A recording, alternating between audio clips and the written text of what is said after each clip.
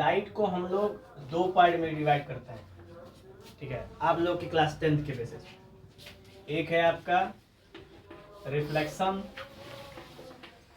और दूसरा रिफ्रैक्शन। और इन दोनों का उपयोग से ना एक तीसरा चैप्टर निकलता है जिसका नाम है कलरफुल वर्ल्ड, है ना।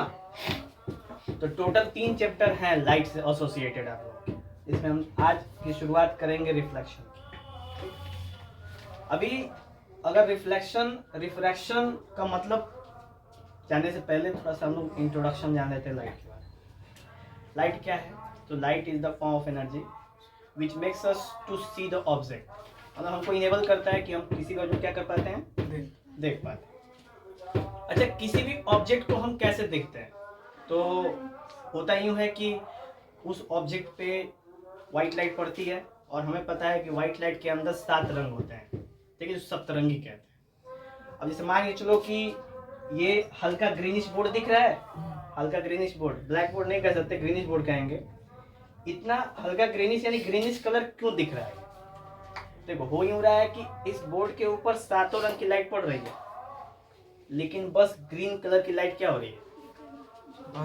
रिफ्लेक्ट हो रही है। हो गया ना रिफ्लेक्शन? क्या हो रही है इसमें से? ग्रीन कलर की लाइट रिफ्लेक्ट हो रही है, इसलिए हमको इसका कलर कैसा दिख रहा है? ग्रीन। ये सोचो कि अगर हम कोई भी कलर देखते हैं, अब देखो वो जो पर्दा है वो ब्लैक दिख रहा है, इसका मतलब क्या है कि 7 रंग की लाइट जा रही है वहां पे और एक भी कलर की लाइट निकल नहीं रही है, ठीक है। 7 रंग की जा तो रही है पर निकल नहीं रही है। सारी की सारी लाइट क्या हो जा रही है? ऑब्जर्व हो जा रही है। इस वजह से वो कलर हमें कैसा दिख रहा है? ब्लैक। ठीक है, समझ में आया कैसे हम लोग देखते हैं? उसमें इंपॉर्टेंट फिनोमेना यूज किसका करता?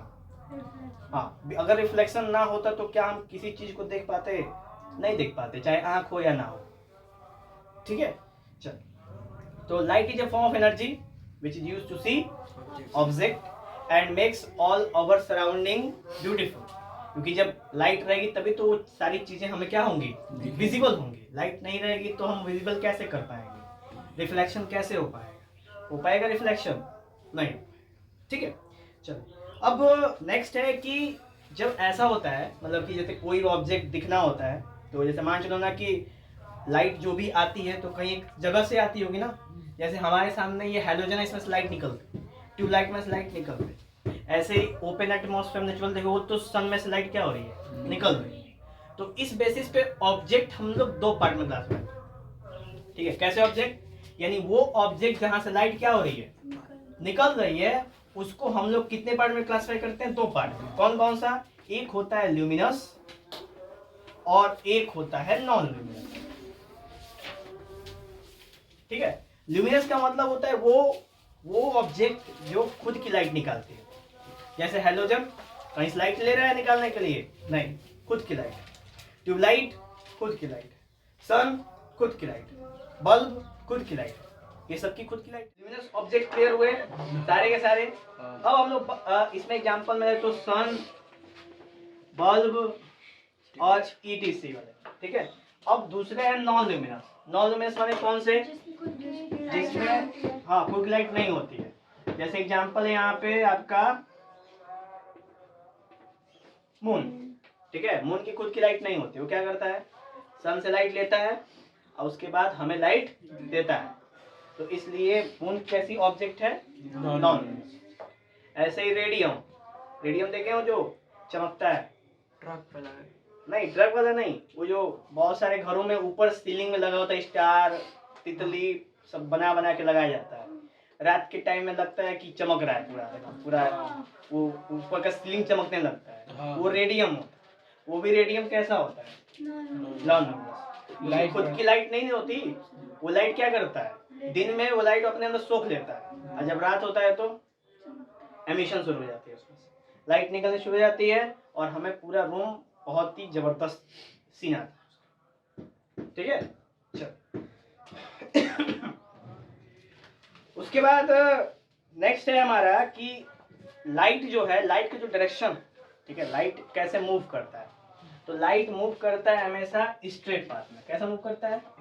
स्ट्रेट पाथ में। इसलिए इसको बोलते हैं रेक्टिलिनियर प्रोपगेशन। क्या बोलते हैं इसको?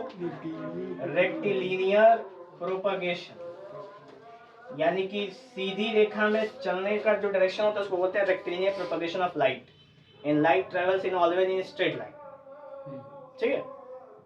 नेक्स्ट है नेचर ऑफ लाइट। लाइट का नेचर कैसा होता है? तो नेचर की बात कर लेते हैं। अब देखो, न्यूटन के अकॉर्डिंग, जो न्यूटन थे उन्होंने क्या बोला था? न्यूटन ने बोला था कि लाइट के अंदर क्या होते हैं? पार्टिकल्स होते हैं। क्या होते हैं? पार्टिकल्स। और इन्होंने कहा था कि पार्टिकल्स की वजह से हम इसको बोलते हैं पार्टिकल नेचर। यानी लाइट का नेचर कैसा है? पार्टिकल। क्यों? क्योंकि न्यूटन ने बोला उसके अंदर क्या होता है? पार्टिकल। ठीक है। फर्दर एक और साइंटिस्ट है जिसका नाम क्या था? हाइजन। उन्होंने बोला कि लाइट के अंदर क्या है? वेव। लाइट ऐसे ऐसे चलता है, लहरिया लहरिया। ठीक है। तो हाइजन ने बोला कि light has a wave nature. Newton ने क्या बोला? Light has a particle nature. अब दो साइंटिस्ट दोनों अपने अपने जगह पे क्या है? सही है। क्यों? क्योंकि दोनों ने हर एक आंसर के लिए क्या दिया था? रीजन दिया था। जैसे आपसे एक क्वेश्चन पूछूं और आपसे पूछूं ऐसा क्यों, आपने रीजन दे दिया, इसका मतलब आंसर क्या है? सही है। इन दोनों साइंटिस्टों ने रीजन दिया और रीजन क्या था? बिल्कुल सही निकला। ठीक है। तो अब पूरे के पूरे साइंटिस्ट क्या हो गए? कंफ्यूज हो गए कि भैया किसकी बात माना जाए? न्यूटन की बात माना जाए कि हाइजेंस की बात माना जाए? ठीक। झगड़ा छिड़ गया। अब झगड़ा जब छिड़ा तो इन दोनों का एक कॉमन फ्रेंड था जिसका नाम था क्या? क्वांटम। क्या नाम था? क्वांटम। अब ये दोनों झगड़ा करने लगे कि तोड़ना हमार, हमार ना तोड़, क्लियर पार्टिकल सही कहता वेव। तो क्वांटम ने कहा बेटा लड़ो मत तुम लोग, लड़ने की आवश्यकता नहीं है। ठीक है। तुम लोग आराम से घर पे जाओ, खा पी के सूझ जाओ, हम देख लेंगे सब कुछ यहाँ पे, तुम्हारे दोस्त हैं। ठीक है। तो वहां पे साइंटिस्ट ने, क्वांटम ने बोला कि देखिए भाई, न्यूटन वाला भी सही है और हाइजेंस वाला भी क्या है? सही है। तो लाइट के कितने नेचर होते हैं? दो। और यहीं पे क्वांटम ने एक नया कॉन्सेप्ट दे दिया, डुअल नेचर। ठीक है। और यहाँ पे मेहनत इन लोगों ने की, मजा मार लिया, इन्होंने मजा ले लिया। ठीक है भाई, दोस्ती का कोई प्रॉफिट होना चाहिए ना। प्रॉफिट बनाया, डुअल नेचर बताया और कहा कि लाइट है जो डुअल नेचर, इसीलिए इसको बोलते हैं क्वांटम नेचर ऑफ लाइट। तो अगर आपसे पेपर में पूछे what is quantum nature of light, तो क्या बताएंगे? कि लाइट के कितने नेचर होते हैं? दो। कौन कौन से? और वेव। समझ में आया? क्लियर? तो ये थे आपके नेचर ऑफ लाइट। अब नेचर ऑफ लाइट के बाद आते हम लोग रिफ्लेक्शन वाला पार्ट, कि रिफ्लेक्शन के अंदर कितने फिनोमेना है, क्या क्या है, कैसे कैसे क्या क्या हमको करने हैं। ठीक है।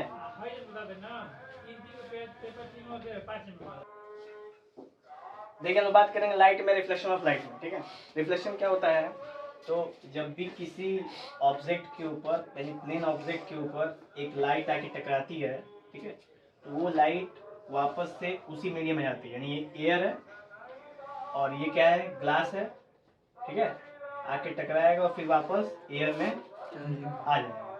तो ये जो हुआ है ना, जो कंडीशन हुआ है, इसी को बोलते हैं reflection of light. And the bouncing back of light from a plane surface with specific angle is called reflection of light. अब यहाँ पे हो गया कि यहाँ से हम एक क्या बना देंगे? एक नॉर्मल लाइन खींच देंगे। नॉर्मल का मतलब कि 90 डिग्री बना रहा है। ठीक। इसको बोलते हैं एंगल आई और इसको क्या बोलते हैं? Angle R. आई मतलब एंगल ऑफ इंसिडेंस और आर मतलब एंगल ऑफ रिफ्लेक्शन, और इसको बोलते हैं पॉइंट ऑफ इंसिडेंस, जिस पॉइंट पर क्या हुआ जाके टकराया हुआ। ठीक है। तो ये हो गया हमारा पूरा, मतलब कि कंप्लीट रिफ्लेक्शन का एक फिगर। तो अगर आपसे पूछे रिफ्लेक्शन ऑफ लाइट पेपर में, तो आप एक फिगर ड्रॉ कर सकते हैं। ठीक है।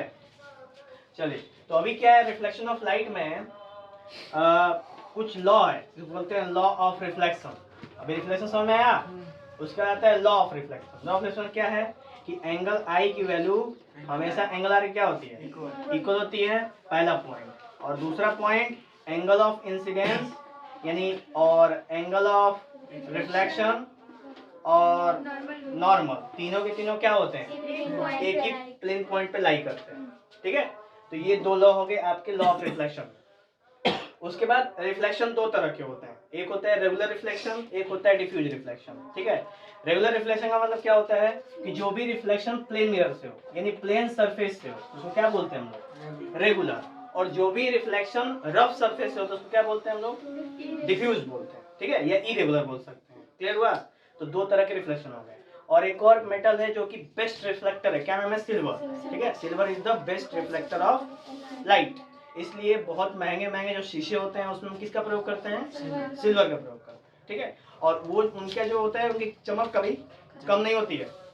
तो अगर 5 स्टार होटल्स में जाएंगे वहाँ पे जो शीशे आप देखेंगे वो सारे के सारे सिल्वर वाले होंगे, बहुत क्रिस्टल क्लियर दिखेगा। और घर में जो उसमें देखते हैं उसमें जिंक वाला होता है। ठीक है, अब जिंक वाले में उतना ज्यादा क्लियर है, कुछ दिन में ना पीछे से क्या होता है, झड़ जाता है, तो वो छेद छेद वो आर परफेक्ट दिखने लगता है। ठीक है, वो कोटिंग उतनी स्ट्रांग नहीं होती है, पर सिल्वर की कोटिंग बहुत स्ट्रांग होती है। ठीक है, चलो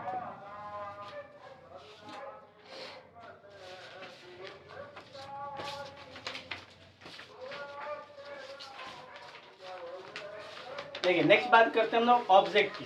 अब ऑब्जेक्ट क्या होता है, तो ऑब्जेक्ट देखो लाइट के बेसिस पे अगर माना जाए ना तो लाइट के बेसिस पे ऑब्जेक्ट मतलब वो होता है जिसमें से लाइट क्या होती है, निकलती है। और इमेज मतलब क्या होता है, लाइट के प्रिंसिपल के हिसाब से इमेज मतलब वो होता है जिसपे लाइट जाके क्या हो जाती है, खत्म हो जाती है या फिर कट जाती है। ठीक है, तो ये हो गया इमेज। तो ऑब्जेक्ट बोले क्या, ऑब्जेक्ट का मतलब द सोर्स, ऑब्जेक्ट का मतलब सोर्स जहां से क्या हो रही है, लाइट निकल रही है। ठीक है, तो ये हो गया आपका ऑब्जेक्ट। और इमेज क्या हो गया, तो इमेज जब ऑब्जेक्ट से लाइट निकल के जाके कहीं जाके टकराती है या फिर कहीं मिलती है उसको वहां पे क्या बनता है, हमेशा इमेज बनता है। इमेज कितने तरह के होते हैं, दो तरह के, एक होता है रियल, एक होता है वर्चुअल। अब देखो रियल इमेज कैसे बनता है, तो रियल इमेज हमेशा बनता है आपका जब रे ऑफ लाइट जाके क्या करती है, कट करती है। जहां पे कट कर देती है वहां पे क्या बन जाता है, रियल इमेज बनता है हमेशा। ठीक, और वर्चुअल कैसे बनता है, तो वर्चुअल हमेशा मीटिंग से बनता है। क्या होता है, मीटिंग से बनता है। तो देखो ये वर्चुअल इमेज यहाँ पे बनेगा, और रियल इमेज यहाँ पे। हमें रियल इमेज दिखता है कि वर्चुअल वाला दिखता है? देखो हमें वर्चुअल इमेज दिखता है।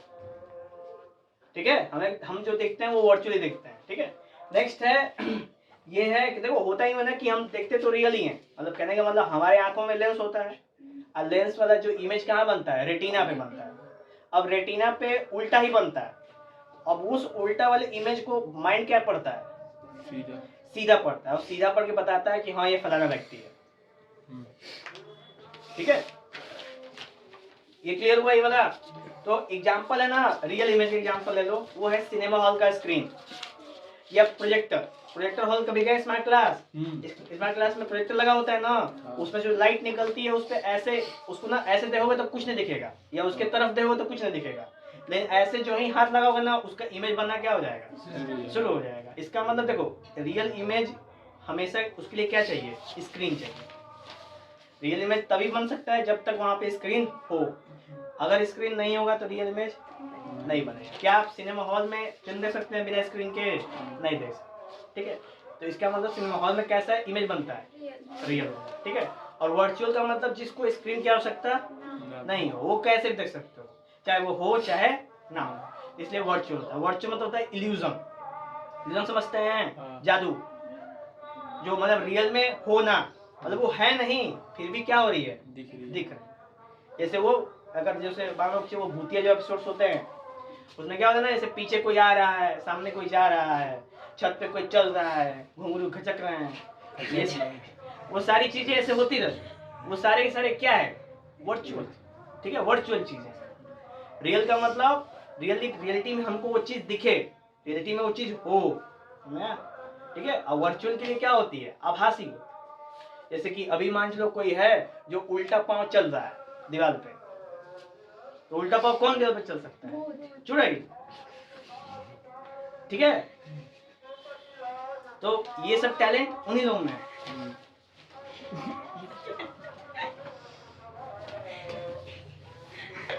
चलिए नेक्स्ट है formation of images in plane mirror, यानी प्लेन मिरर में हमको इमेज कैसे बनता है जानना चाहिए। कैसे बनता है, हटा दें इसको।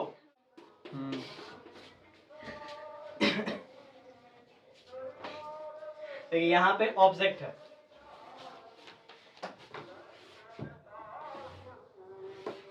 यहाँ पे ऑब्जेक्ट है और यहाँ पे कौन है? ऑब्जर्वर, यानी आप खड़े हो जो देख रहे, ठीक है। और तो इमेज कहाँ बनेगा? पीछे ये इमेज बनेगा, ठीक है। जहाँ पे ऑब्जेक्ट होता है, प्लेन मिरर की क्वालिटी क्या है कि प्लेन मिरर क्वालिटी जितना ऑब्जेक्ट मिरर से दूर होगा ना, उतना ही इमेज भी क्या होगा? मिरर से दूर, ठीक है। तो कभी कभी आप लोग एक प्लेन मिरर लेके और ऐसे करके देखो ना, हल्का तिरछा करके, तो पीछे की चीज दिखती है, वो यही को या आप यहाँ पे देख रहे हो और वो ऑब्जेक्ट कहीं है पीछे, फिर भी आप मिरर ऐसे करके आप देख रहे हो कि पीछे क्या हो, और आपको दिखेगा कहाँ पे? मिरर में, यहाँ, और आप पता लगा लो कि वो ऑब्जेक्ट कितनी आप दूर आपसे मौजूद, या आप कहाँ पे इस चीजें हो रही है, ठीक है। तो ये है आपका formation of image in plane mirror. अब कैसे बनता है देखो, तो यहाँ पे दो लाइन है, एक ये वाली लाइन है, एक ये वाली लाइन है कि नहीं? नॉर्मल, ये वाला क्या होगा? आई, ये वाला क्या होगा? आर। वैसे ये वाली क्या होगी? आई, और ये वाला क्या होगा? आर। यानी कि ये रिफ्लेक्शन फिनोमेनन क्या कर रहा है? फॉलो। आई और आर बराबर होता है, तो रिफ्लेक्शन के फिनोमेनन क्या कर रहा है? फॉलो कर रहा है, ठीक है। तो ये था आपका formation of image on a plane mirror. अच्छा, जब भी प्लेन मिरर में कैसा इमेज बनता है, तो हमेशा वर्चुअल बनता है, ध्यान में रखिएगा। कैसा बनता है? वर्चुअल। और कैसा बनता है? इरेक्ट। और कैसा होता है? Same size. यही बनता है ना, तीन चीज, virtual, erect, same size, same distance, ठीक है। जितनी दूर आप खड़े हो बाहर, उतनी दूर अंदर भी बनेगा, ठीक है। उसके बाद है प्लेन मिरर का फोकस कहाँ पे होता है? प्लेन मिरर का, जैसे ये ऐसे मिरर होते हैं ना, ये वाले मिरर कर्व वाले, तो उनका फोकस होता है ना, तो प्लेन मिरर का फोकस कहाँ पे होगा? तो प्लेन मिरर का फोकस इनफिनिटी पे होता है, दिमाग में रखिएगा। क्या पता एमसीक्यू के फॉर्म में पेपर में आ जाए, ठीक है। चलो, अब है नेक्स्ट कि हाँ, एक प्लेन मिरर की एक और क्वालिटी है, लैटरल इन्वर्जन। क्या होता है? इसका मतलब क्या होता है? उल्टा दिखा। हाँ, तो जो हमारा लेफ्ट हैंड साइड है ना, वो मिरर में राइट, और जो हमारा राइट हैंड साइड है वो मिरर में लेफ्ट। इसी फिनोमेना को क्या कहते हैं हम लोग? लैटरल इन्वर्जन कहते हैं। क्लियर हुआ? चलो, इसका एग्जांपल है एम्बुलेंस। एम्बुलेंस पे कैसा लिखा होता है? आप देखोगे तो पढ़ नहीं पाओगे, पर मिरर में देखोगे तो साफ साफ एम्बुलेंस लिखा हुआ आपको दिखेगा, जानबूझ के लिखा जाता है। हाँ, ताकि जो गाड़ी आगे रहे, उसका जो हेड व्यू मिरर है उसमें दिख जाए कि हाँ पीछे से एम्बुलेंस आ रही है। तो ऐसे नहीं दिखेगा। अब गाड़िया के चला के छोड़ के पीछे देखे कौन आ सकते है? वो नहीं बताया, ऐसा गाड़ी का भी शीशा रहता है ना, तो पीछे से दिखेगा तो दिख नहीं जाएगा। गाड़ी के आगे शीशा बेटा आगे देखने के लिए, पीछे देखने के लिए नहीं होता है। बता दिए। क्लियर हुआ? नेक्स्ट है use of plane mirror. Plane mirror कैसे यूज करते हैं हम लोग? तो एक तो थोबड़ा देखने के लिए, दूसरा ड्रेसिंग करने के लिए, तीसरा मेकअप करने के लिए, मतलब कुल यही काम के लिए यूज करते हैं। मतलब काम का काम नहीं होता है, मतलब एक आध दो काम का काम होता है बस। एक पेरिस्कोप हो गया, एक कैलिडोस्कोप हो गया, बस ये दो का काम छोड़ो तो कुल फालतू के काम के लिए, ठीक है। अभी हम लोग लाइट में प्लेन मिरर की चर्चा की ना, जो ये सरफेस प्लेन होता है। अब उसके बाद हम स्फेरिकल सरफेस पे चर्चा करेंगे। स्फेरिकल का मतलब समझते हैं? जो भी गोल हो, ठीक है, यानी कि सीधी ना हो, ऐसे ऐसे सपाट होते उसको क्या बोलते हैं? प्लेन। और ऐसे मुड़ जाए तो क्या बोलते हैं? स्फेरिकल, यानी कर्व। हाँ, कर्व या स्फेरिकल बोल सकते हैं। तो अभी हमारे सामने क्या है? एक ग्लास बॉल है, ठीक है, शीशे का बॉल है, हॉलो शीशे का बॉल है, और हमने इस हॉलो शीशे बॉल को क्या कर दिया? ऐसे कट कर दिया, और कट करके क्या किया ना, एक सेंटर से ऐसे लाइन गुजार दी, ठीक है। अब उसके बाद ये वाला यहाँ से हमने क्या कर दिया? मिटा दिया, और यहाँ से इसको मिटा दिया। अब हमारे पास दो अलग अलग आधा तन तन चांद बच गया ना। वो न्यू मून डे के बाद जो चांद पहला निकलता है वो इसी तरह का होता है, हल्का हल्का, ठीक है, हल्का कट होता है। अभी मान चलो कि हमने इसको कर दिया अंदर से सेट, और इसको कर दिया बाहर से सेट। तो ये वाला बल्किंग आउट पार्ट है ना, हाँ या ना, तो ये वाला जो सरफेस है वो बिहेव करेगा कन्वेक्स की तरह। कैसा बिहेव करेगा? कॉन्वेक्स की तरह बिहेव। वेक्स बात करो, एक वेक्स मतलब ये निकला हुआ पार्ट, ठीक है। और इधर देखो गुफा की तरह बन गया ये, आया ना। तो ये कैसा बिहेव करेगा? कनकेव, ठीक है। अब दोनों के केस में क्या है ना कि दोनों केस में अंतर क्या है कि सब में अलग अलग जगह पे इमेज ऑब्जेक्ट रखने पे अलग अलग कंडीशन में क्या बनता है? इमेज बनता है। तो कनकेव मिरर में क्या है कि देखो यहाँ से यहाँ तक के डिस्टेंस क्या बोलते हैं हम लोग? अपार्चर बोलते हैं। क्या बोलते हैं? अपार्चर। इसको क्या बोलते हैं? पोल। इसको क्या बोलते हैं? Principal axis. इसको क्या बोलते हैं? Centre of curvature. और इसको क्या बोलते हैं? यहाँ वाले को फोकस, ठीक है। और ये चीज दोनों के लिए होता है, कनकेव के लिए भी होगा और कन्वेक्स के लिए, पर हम केवल अभी कनकेव पे चर्चा कर, ठीक है। कन्वेक्स पे भी सेम ऐसे ही होगा, कोई अंतर नहीं आएगा, ठीक है। उसमें भी सेंटर ऑफ कर्वेचर होगा, उसमें भी पोल होगा, उसमें भी फोकस होगा, उसमें भी प्रिंसिपल एक्सिस होगी, सब कुछ सेम है, ठीक है। अच्छा, अपार्चर मतलब जानते हैं क्या होता है?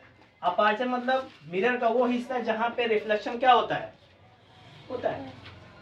मिरर की जिस हिस्से पे रिफ्लेक्शन होता है उसको क्या बोलते हैं हम लोग? अपार्चर बोलते हैं, ठीक है। और पोल पता है ना, पोल जहां से कौन पास करता है? प्रिंसिपल एक्सिस, उसको पोल कहते हैं। तो ये था आपके पूरा कॉम्बिनेशन स्फेरिकल का, मतलब जिसको कहते हैं इंट्रोडक्शन। स्फेरिकल मिरर कुछ इस तरीके से दिखते हैं, ये वाला कनकेव वाला और ये वाला कॉन्वेक्स। अब इसके नाम में और कोई काम में डाउट है तो बताएंगे, नहीं है ना? चलो बोलिए आप लोग। कन्वेक्स और कनकेव बता दीजिए। तो कॉन्केव कन्वेक्स का मतलब ये निकला हुआ पार्ट, तो रिफ्लेक्शन इस पे होगा। हाँ। और कनकेव मतलब ये गहरा वाला पार्ट, तो रिफ्लेक्शन इस पे होगा, ठीक है। अगर रिफ्लेक्शन इस पे होगा तो कनकेव, और रिफ्लेक्शन इस पे होगा तो कन्वेक्स। समझा? बस यही कनकेव और कन्वेक्स। बाकी इसमें टोटल कितने केसेस हैं? 6, और इसमें कितने हैं? 2। इतने ही केसेस है दोनों के, और इन केसेस में क्या है उसको हम लोग अभी देखा जाएगा, ठीक है। चलो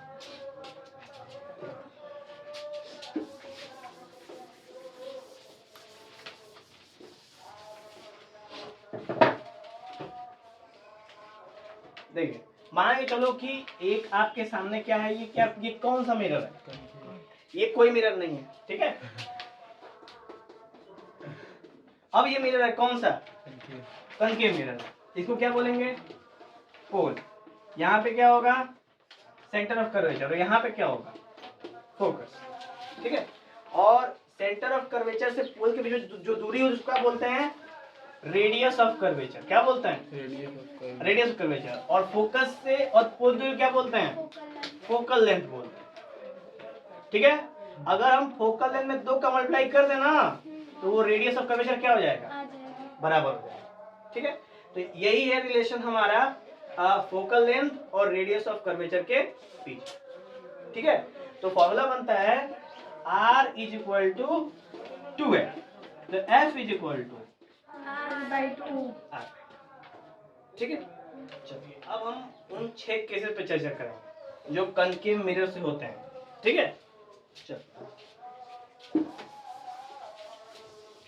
देखिए, पहला केस है कि अगर ऑब्जेक्ट हम पोल और फोकस से क्या रखते हैं, बीच में रख देना कहीं अगर ऑब्जेक्ट, तो उसका इमेज बनता है behind the mirror, virtual, erect और मैग्नीफाइड, ठीक है।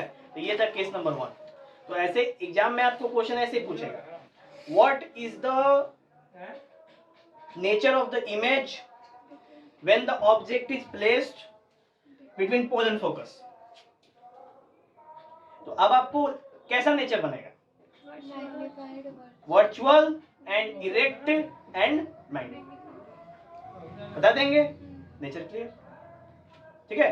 अभी तो ये सिंपल था, अब इसमें क्या पूछ देगा ना, आपको न्यूमेरिकल दे देगा, पूरा दे देगा कि इमेज डिस्टेंस इतना है ऑब्जेक्ट डिस्टेंस इतना है, फोकल लेंथ ये है, वो फुल दे देगा फुल घूम फिर के मिला के। उसके बाद पूछेगा कि where is the position of the image, position of the image and what is the nature of the image. यानी न्यूमेरिकल में ये दोनों क्वेश्चन क्या कर देगा आपसे, पूछ देगा। तो उसको आप क्या करेंगे, प्रैक्टिस करें। ठीक है, पहला केस समझ में आया। एक चीज है और है कि अगर आप एग्जाम के दौरान इसका इमेज नहीं बना पा रहे हैं, रे डायग्राम, तो कोई भी छेड़खानी मत करिएगा उसमें। अगर नहीं बन पा रहा है, नहीं याद है, तो काबिल नहीं बनना है, छोड़ देना। ठीक है, ऐसे करके छोड़ देना। और यहाँ पे बकायदा लिख देना है when the object is placed in pole and focus then the image is found behind the mirror virtual erect and magnified, और आपका काम समाप्त हो जाएगा। अगर नहीं याद रहा तो, ठीक है, अगर याद रहा तो क्या कर देंगे आप, मैंने बता रहे बैकअप प्लान कि अगर मौके पे याद नहीं आया तो की बात बता रहे हैं, समझा। चलो दूसरा केस क्या है, when the object is placed at focus, तो उसका इमेज कहां बनेगा, चलिए जब फोकस पे बनेगा तो कहां पे जाएगा, इन्फिनिटी पे। कैसा बनेगा, तो हाईली इनलार्ज, बहुत बड़ा बनेगा, ठीक है, रियल एंड इन्वर्टेड। तो जो कनकेव मिरर है ना, इसके 6 केस में बस एक केस में बनता है क्या, वर्चुअल इरेक्ट। बाकी 5 केस में कैसा बनेगा, रियल और इन्वर्टेड। रियल मतलब पता है ना, एकदम असली वाला, और इन्वर्टेड का मतलब उल्टा, ठीक है। और वर्चुअल मतलब क्या होता है, आभासी, और इरेक्ट का मतलब सीधा, ठीक है। नेक्स्ट है थर्ड केस कि अगर ये हो गया फोकस पे हो गया ना, अब मान चलो कि यही ऑब्जेक्ट कहां पे हो गया इस समय, फोकस और कर्वेचर के बीच। अगर यहाँ पे हमने रख दिया तो इमेज कहां बनेगा, तो इमेज बनेगा आपका बियॉन्ड कर्वेचर, यानी कहीं इधर बनेगा। ये कर्वेचर देख रहे हो, कर्वेचर, और ये क्या है, इनफाइनाइट, यानी इनफाइनाइट और कर्वेचर के बीच में बनेगा, ठीक है। कैसा बनेगा, तो बनेगा इन लार्ज, बहुत बड़ा नहीं होगा पर इससे बड़ा बनेगा। ऑब्जेक्ट से क्या बनेगा, बड़ा बनेगा। कैसा बनेगा, in large, real and inverted, यानी कि कैसा बनेगा, उल्टा बनेगा, ठीक है। चलो नेक्स्ट है उसके बाद ऐड कर्वेचर। अगर सोचो कि ये इमेज कहां, ऑब्जेक्ट कहां पे रख दिया हमने, कर्वेचर पे, तो उसका इमेज कहां बनेगा, कर्वेचर पे ही। कैसा बनेगा, सेम साइज बनेगा, रियल बनेगा और इरेक्ट बनेगा, ठीक है। रियल एंड इन्वर्टेड बनेगा, इरेक्ट नहीं, इन्वर्टेड, ठीक है। रियल के संग हमेशा इन्वर्टेड और वर्चुअल के संग हमेशा इरेक्ट रहता है। चलिए ठीक है। नेक्स्ट है कि अगर हम ऑब्जेक्ट को कहां रख दें, कर्वेचर के बाद रख दें, तो इमेज कहां बनेगा, इमेज बनेगा कर्वेचर और फोकस के बीच में। कैसा बनेगा, डिमनाइज्ड। कैसा बनेगा, डिमनाइज्ड और रियल एंड इन्वर्टेड, ठीक है। उसके बाद है अगर हमने इमेज कहां रख दी, तो सॉरी ऑब्जेक्ट, तो इमेज कहां बनेगा, फोकस पे बनेगा। कैसा बनेगा, डिमिनिश, हाईली डिमिनिश्ड बनेगा, ठीक है। कैसा बनेगा, हाईली डिमिनिश्ड, रियल और इन्वर्टेड, ठीक है। अब इनके एग्जांपल्स भी हैं। पहले वाले का जो केस है ना, वो है जो, वो कौन सा मिरर होता है, वो नहीं, वो कौन सा मिरर जो आप लोग यूज करते हैं, मेकअप मिरर। हाँ, वो जो मेकअप मिरर नहीं होता है चूंकि, हाँ, वो मेकअप मिरर कनकेव मिरर होता है, हाँ, ठीक है। कैसे पता, चेक कर लेना, ठीक है। वो होता है कनकेव मिरर जो साइज से हमेशा क्या बनाता है, बड़ा बनाता है, ठीक है। पूरा चेहरा नहीं आ पाएगा एक बार में, दूर रखना पड़ेगा। और उतना बड़ा हाथ नहीं है, जुबान तो है पर हाथ नहीं है, ठीक है, तो हाथ नहीं बढ़ा सकते आप उतना बड़ा। तो ये हो गया, क्लियरिटी हुई कनकेव वाले में।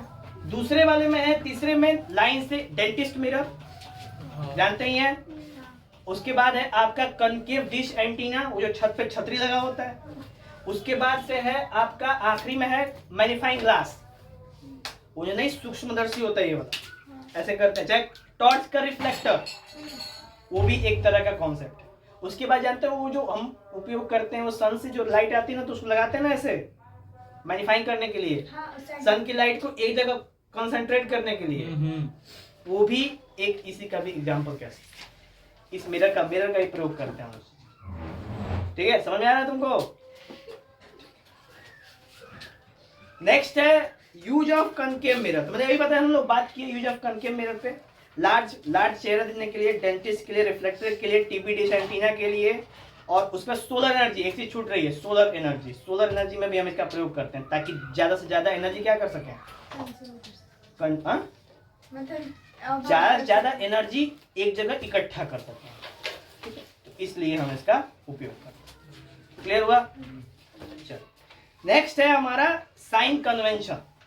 साइन कन्वेंशन क्या होता है उसको देखते हैं। देखिए, तो हमने एक मिरर बनाया, मिरर में ऐसे एक्सिस बना दिया। अभी हम लोग ताजा कोऑर्डिनेट ज्योमेट्री पढ़े हैं। तो ये वाला कौन सा एक्सिस है? एक्स। ये कैसा? अच्छा, एक्स डैश। और ये क्या है? वाई।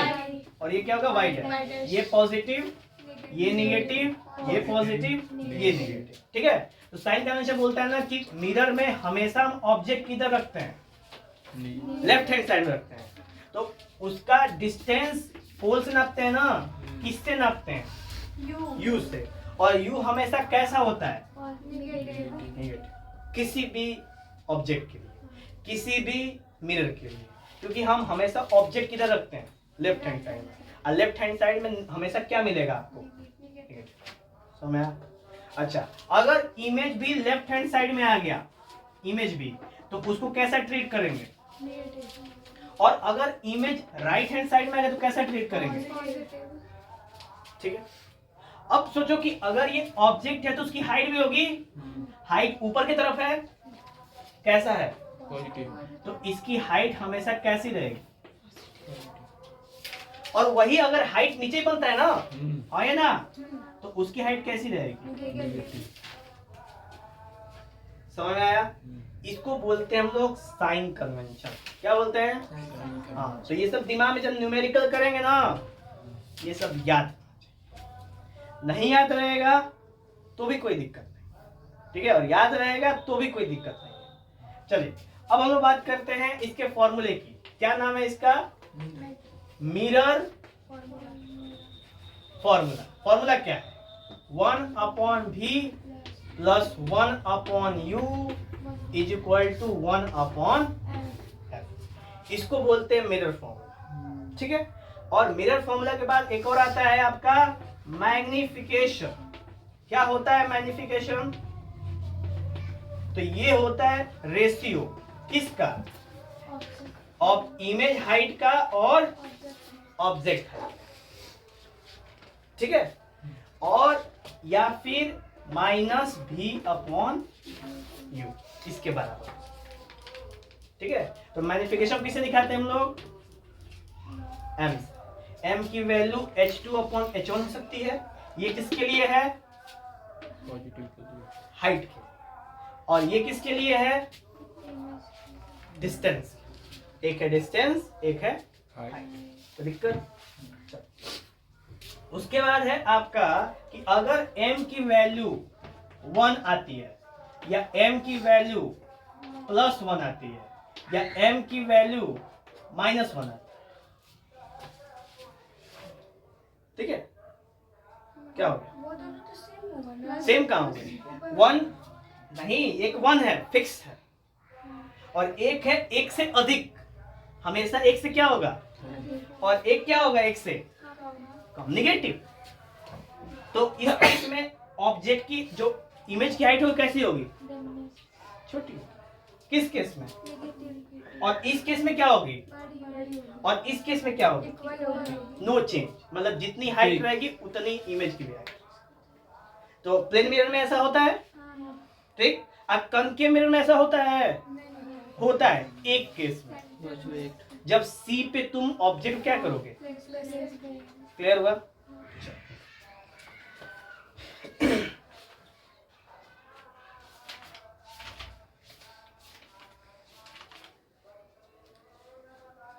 नेक्स्ट हम लोग बात करेंगे कॉन्वेक्स मिरर। हटा दूं? देखो, यही फॉर्मूला कन्वेक्स के लिए भी होता है, चेंज नहीं होता फॉर्मूला, इसलिए दिमाग में रखेंगे सेम फॉर्मूला। कोई अंतर नहीं।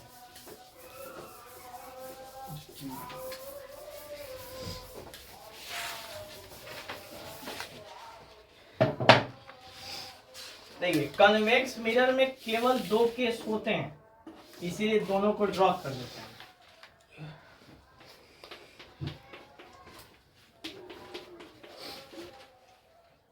एक ऑब्जेक्ट कहां पे हो और दूसरा ऑब्जेक्ट कहां पे हो, ठीक है, यही 2 केस है। एक ऑब्जेक्ट मतलब मिरर के आसपास हो और दूसरा अनंत पे हो। दोनों ही केसेस में नेचर कैसा होता है इमेज का? Virtual erect. Very good, virtual and erect होता है। इस केस में होता है डिमिनाइज्ड। क्या होता है? डिमिनाइज्ड। और इस केस में होता है हाईली डिमिनाइज्ड। क्या होता है? Highly diminished.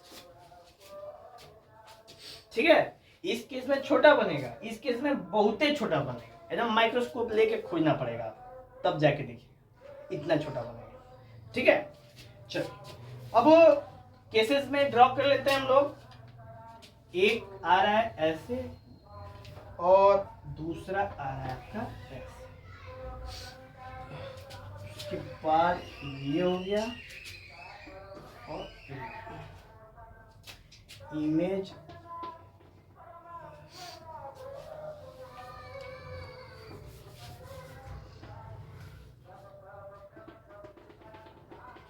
ये इमेज बना है। देख रहे हो कितना बड़ा बना है? बड़ा बना है कि नहीं बना है? हाँ या ना? चलो, और इस वाले केस में, पहले वाले में देखो,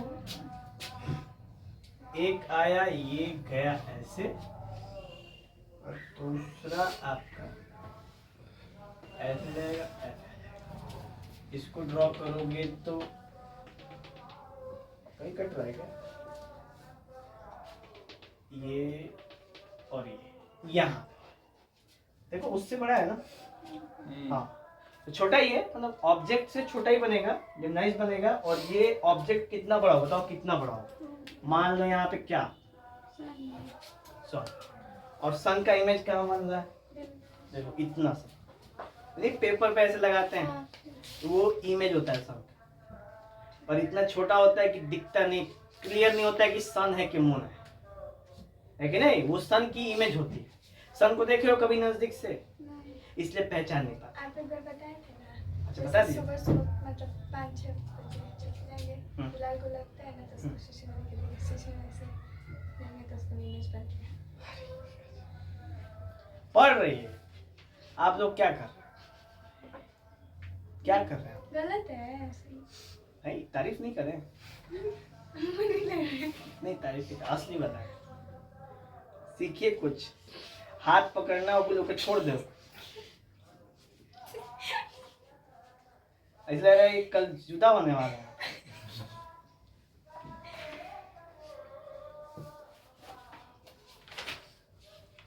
चलिए, नेक्स्ट है use of convex mirror. Convex mirror क्या यूज है? तो एक है हम रियर व्यू मिरर, यानी गाड़ियों के साइड के शीशे के तौर पे यूज करते हैं कॉन्वेक्स मिरर। और दूसरा है इसको शॉप में सिक्योरिटी के तौर पे यूज करते हैं। जिनका पुरानी शॉप होगी ना, उनके शॉप में देखोगे तो लेंस लगाओ, अरे लेंस कह रहे हैं, मिरर लगाओ, तो भी कॉन्वेक्स वाला। और कॉन्वेक्स मिरर ना ऑब्जेक्ट तो छोटा छोटा दिखा, इमेज छोटा छोटा दिखाता है, पर सारा इमेज दिखा देता है उसे। ठीक है, पूरा शॉप का इमेज क्या दिख जाएगा उसमें, दिखने लगेगा।